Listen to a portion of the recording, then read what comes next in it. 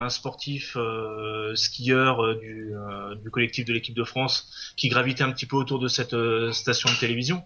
Mais voilà, les informations, on les a eues en allant, fallait aller chercher sur Internet, il fallait regarder des streamings de l'IPC, donc qui est le pendant du CIO pour les Jeux paralympiques. Et bon, on a trouvé ça pas sympa parce que et puis complètement injuste. On a parlé beaucoup d'Arnaud Assoumani parce que Arnaud Assoumani, en plus d'être un sauteur en longueur handisportif, participait avait pour but de participer aux Jeux Olympiques valides Ouais. parce que c'était la belle histoire conférée à Oscar Pistorius. Mais sorti de cette histoire-là, on parlait pas du tout des handisportifs et voilà, c'est injuste. Et puis pour les amoureux de sport, il nous manque une discipline et puis une discipline qui est des disciplines qui sont super importantes, quoi. Mais pour toi, alors on est en 2000, on est en 2014, on est à 10 jours. Vas-y, Franck. Oui, non, non, fallait continuer, Thomas. Oui, mais pour revenir à ça, est-ce que tu penses pas, Fabien, que le fait que les JO en handisport soient après les 15 jours de folie des JO, Est-ce que c'est pas les une gens, erreur? hein, Est-ce que c'est pas finalement une erreur de les mettre en voilà. voilà, est-ce qu'il vaudrait peut-être pas mieux... Les gens attendent tellement de ces Jeux Olympiques d'été et d'hiver qu'ils se gavent pendant, on va dire, pendant 15 jours, et quand c'est fini, pour eux, c'est fini, ils arrêtent tout, et du coup, l'handisport attaque derrière, et les gens sont désintéressés. Est-ce qu'il faudrait peut-être pas essayer de voir à faire l'inverse, à passer ces Jeux handisport avant, juste 15 jours avant, et inverser pour que les gens commencent déjà, ils les attendent ces JO, ils s'y intéressent déjà un petit peu et qu'il y ait une visibilité médiatique un petit peu plus importante. Alors, d'un point de vue visibilité médiatique, le gros problème, c'est surtout que les médias ne sont pas présents. Et je suis vraiment pas persuadé qu'ils seront plus présents 15 jours avant que 15 jours après. Vraiment Euh, pas. Parce que d'un point de vue installation sportive, il faut savoir quand même qu'il y a quand même des modifications à apporter et que ça se fait pas en un claquement de doigts. C'est-à-dire qu'une patinoire à l'heure actuelle, par exemple une patinoire paralympique, elle n'est pas tout à fait dans la même configuration qu'une patinoire pour les valides. Donc on pourrait pas avoir ça immédiatement avant. Ah, Après, savoir s'il faudrait que ça soit avant ou après, pendant, déjà, c'est absolument impossible du point de vue gigantisme des Jeux Olympiques, que ce soit d'hiver ou d'été.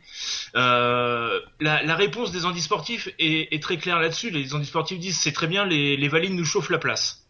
Et eux font les répétitions, nous on fait les vrais jeux. Donc même si c'est dit sur le fond de l'humour, voilà. je suis pas certain qu'il soit dans le faux. Non, le gros problème surtout, c'est qu'il faut que les médias soient présents, que ça soit avant ou après. Il faut que les médias soient présents sur ces jeux-là. Il y a pas les gens se gavent de sport, mais les gens vont se gaver de sport pendant la Coupe du Monde et vont quand même suivre après le Tour de France cet été où au moment des Jeux Olympiques d'été, ils se gavent déjà un petit peu avant avec la Coupe d'Europe des Nations en foot, le championnat d'Europe des Nations, pardon, en foot. Donc, je pense pas que ça soit un problème par rapport à la réception du public. Je pense que c'est vraiment plus un problème de médias où, est-ce que eux considèrent que c'est plus glorifiant de dire que voilà, on a un skieur qui a gagné la descente et puis en valide, c'est plus valorisant que de commenter un déficient visuel qui fait la même descente 3 semaines après. Je sais pas. Franck. Juste pour rebondir, moi qui suis amateur de hockey sur glace, mais de tout ce qui est sur glace, le patinage, etc., avec les JO, tu disais les patinoires sont pas tout à fait les mêmes. Qu'est-ce qui différencie d'une patinoire pour les valides et pour les non valides? Alors déjà pour commencer, on va parler de l'ossature spectateur. Il y a évidemment et heureusement plus de place pour les personnes handicapées moteurs qui puissent aller regarder le match, ce qui me paraît déjà bien. Ensuite, en termes de vestiaire, le hockey sur glace en handisport, c'est ce qu'on appelle du hockey luge. C'est-à-dire que les patineurs, les hockeyeurs sont assis, enfin plutôt allongés sur une luge et ils se dirigent grâce à des cannes qui ressemblent à des mini-skis, on va dire, qui leur permet de se diriger et de frapper le palais de l'autre côté avec la crosse. Donc ils tapent avec les deux mains en fait. Par exemple, une des grosses spécificités, c'est que l'entrée des hockeyeurs sur la glace lors des changements innombrables et variés, Il faut pas qu'il y ait de marche, par exemple, pour des skieurs, enfin des hockeyeurs luge. Sinon, ils peuvent pas rentrer, ils peuvent pas sortir de la glace, par exemple. Les vestiaires doivent être adaptés aussi, ce qu'ils ne sont pas toujours. Voilà, la patinoire. Par contre, la glace en elle-même est la même, les règles sont les mêmes, mais voilà, il y a des petites modifications comme ça et qui, pour nous, paraissent peu importantes, mais quand il y a une grosse organisation, bah, c'est des choses qui doivent être réfléchies et bien faites, quoi. Voilà, je répète, je prends l'exemple du changement de joueur sur la glace. S'il y a une marche à descendre ou à monter, c'est pas possible. On a déjà 2-3 petites dédicaces qui viennent de tomber. Il y a Lully Vernet qui dit bon courage pour cette action. Il parle de ton action, Fabien. Et je vous remercie. Bon, une question, on a la première vanne de François qui nous met tu seras cloué au pilori pour cet oubli Thomas. Bon, il n'y a pas de souci. Et on va commencer parce que tu parlais des médias tout à l'heure. Il y a une question toujours de François qui nous dit que penses-tu, Fabien, des 60 heures de compétition paralympique diffusées sur France Télé?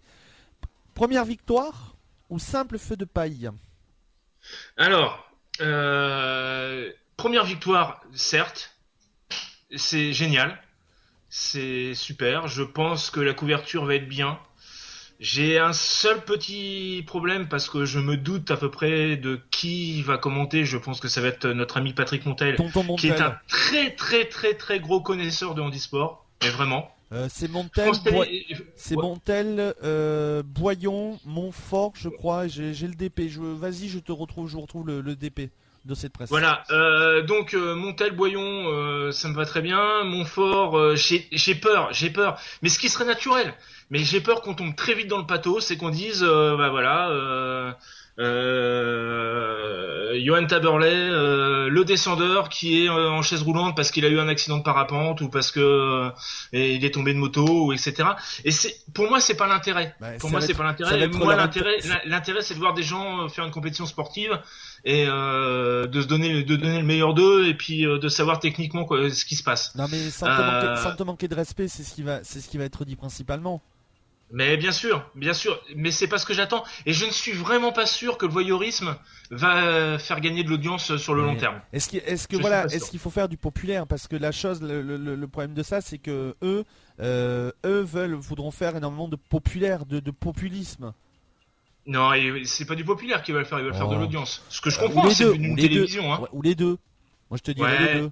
Mais franchement, je pense que c'est pas la bonne méthode. Je pense franchement que c'est pas la bonne méthode de faire des reportages courts plutôt sur les conditions d'entraînement comme ils font pour les jeux valides. Il va y avoir des tas de petites vignettes sur notre ami Jérôme Alonso qui va tester plusieurs sports. Oui, faire beaucoup de vignettes comme ça, montrer comment s'entraîne une équipe handisport, comment un déficient visuel arrive à faire un parcours de biathlon et à descendre des cibles sans les voir. Voilà, moi ça m'intéresserait. Maintenant, savoir qu'ils ont des difficultés pour allumer une lumière parce que les lumières sont pas à la bonne taille et puis que oui, certes, et c'est certain, mais je pense pas que ça soit le lieu ni le moment. Maintenant, et je suis très clair aussi là-dessus, si ça permet de pouvoir pérenniser la retransmission de grands événements handisport, bon ok, il faut l'accepter. Mais voilà. Donc première victoire, d'accord, mais seconde chose, ça va être vraiment un test. Alors moi, franchement là, si je peux en profiter, moi je passe un appel à tous les gens qui nous écoutent à l'heure actuelle et puis qui relayent le message. Voilà, nous, on se bat. On n'est pas les seuls à se battre. On est énormément à se battre pour qu'il y ait une meilleure médiatisation. Et on est sans doute qu'une toute petite goutte d'eau qui a fait que France Télévisions a fini par céder. Et on est sans doute qu'une petite goutte d'eau. Mais s'il vous plaît, regardez. Maintenant que le mouvement est lancé, regardez. À Lyon, l'année dernière, pour les championnats du monde d'athlétisme handisport, on avait vraiment fait une grosse pression également sur France Télévisions pour qu'ils diffusent les. C'était François, je crois. C'était François qui avait. Ouais, c'était sur France O. Ouais. Mais bon, il faut savoir que sur France O sont diffusés la majeure partie des sports, on va dire entre guillemets mineurs, que France 2 ou France 3 ne peuvent pas retransmettre en direct. Type les championnats d'athlétisme, les championnats du monde d'athlétisme indoor, ou les séries des championnats du monde de natation sont souvent sur France O le matin. Donc il faut regarder parce que l'année dernière au championnat du monde en e-sport, voilà, il y avait 100 000 auditeurs ou 100 000 téléspectateurs de moyenne. C'est peu et c'est vrai qu'on est en face d'une chaîne de télévision qui a besoin de remplir aussi des objectifs publicitaires, etc. Et à 100 000 auditeurs, ils s'en sortiront pas. Et s'ils s'en sortent pas, ils renouvelleront pas l'expérience. Bon. Voilà. Franck, tu as peut-être un petit truc. Et juste avant, je vais répondre à ta question, Fabien. J'ai le DP sous les yeux. Ce sera Laurent Luyat en plateau à Paris Alexandre Boyon et Patrick Montel sur place, Michael Jérémiaz, consultant, et aussi Yves Maréchal. Voilà, les épreuves seront à suivre. La cérémoniature en direct le vendredi 7 mars à 17h avec Patrick Montel et Alexandre Boyon. Le direct en intégralité 7h, 19h30 et la clôture aussi en direct. Voilà. Voilà. Et donc ça fait tous les jours, alors tous les jours après il faudra se renseigner, mais tous les jours donc on a regardé en moyenne, ça fait 4-5 heures de direct, ce qui permettra de suivre l'intégralité des Français. Voilà. Ça suffira. Message à caractère informatif, Franck, avant la suite de l'émission. Oui, non, moi j'avais une question pour notre invité. Vas-y, question. Non, là, on filera. Oui, c'est fini du côté de Bercy. Hein, donc. Et par contre, ça c'est parti côté Danemark avec la finale de l'Euro. Hein. Bon. Voilà, donc on va suivre ça de très très près. Juste Fabien, tu as plus ou moins déjà répondu à la question que j'avais prévu de te poser. Le nerf de la guerre, c'est l'audience. Tu nous as donné à l'instant quelques petits chiffres. Alors je vais transformer un peu ma question. Donc on sait que les chaînes investissent de l'argent quand elles ont un retour d'audience. Là, ça commence un petit peu. Est-ce que tu as une idée des coûts que représente la diffusion de ces jeux en e-sport par rapport aux jeux de Valide? C'est très peu, je crois. C'est une production IPC. Ouais, c'est une production donc qui est faite directement par le pendant du CIO pour les Jeux paralympiques. On va ramener ça tout simplement en coût. La différence entre l'organisation des Jeux olympiques et des Jeux paralympiques, on parle de 10 pour 1. C'est-à-dire que le coût d'organisation des Jeux paralympiques coûte 10% à peu près de ce que coûte l'organisation des Jeux olympiques. Parce que moins d'athlètes, moins de sport, moins de couverture. Et en termes de couverture médiatique, l'IPC offre quasiment les droits, et c'est quasiment ça, offre quasiment les droits aux chaînes qui le veulent bien, quoi. D'accord, donc c'est vraiment pas un problème d'argent, c'est pas un problème d'investissement des chaînes. Oui, mais tu sais bien que quand tu es sur 4 heures d'antenne, ça coûte de l'argent. Voilà. Tout simplement, simplement leur antenne coûte de l'argent. Après, effectivement, le déplacement de journalistes, c'est pas grand-chose, sauf que là, a priori, France Télévisions va aller un peu plus loin puisqu'ils veulent faire vraiment des vignettes sur place, sur plein de petites choses. Donc, ils ont des équipes de tournage, des équipes de production qui doivent être sur place. Ça doit leur coûter un petit peu d'argent. Mais bon, voilà, c'est pas grave. Bon, pas grave. On va peut-être avant faire une coupure musicale, mais avant ça, on va filer au handball. Ça va démarrer dans 2 minutes, Caroline. Oui, effectivement, là, c'est la Marseillaise qui est chantée par toute l'équipe de France. On a eu l'hymne danois juste avant. Donc voilà, d'ici 2 petites minutes, le démarrage de cette finale de championnat d'Europe, suivi par près de 14 000 spectateurs danois, beaucoup de supporters. Donc voilà, ça va être un gros match dans une grosse ambiance et avec, on espère, un très beau match. Voilà. Le hockey sur glace, Franck, c'est fini. C'est fini, voilà, c'est fini du côté de Paris-Bercy, une victoire 4-0 au final d'Angers. Angers qui avait remarqué après que je vous ai donné un petit point alors qu'il restait 7 minutes de jeu. Du coup, on a fait sortir le gardien côté Rouen pour essayer de revenir au score, mais non, la cage vide. C'est Brian Anderson qui a marqué le 4e but pour Angers. Donc Angers s'impose 4-0 dans cette finale face à Rouen. C'est une surprise.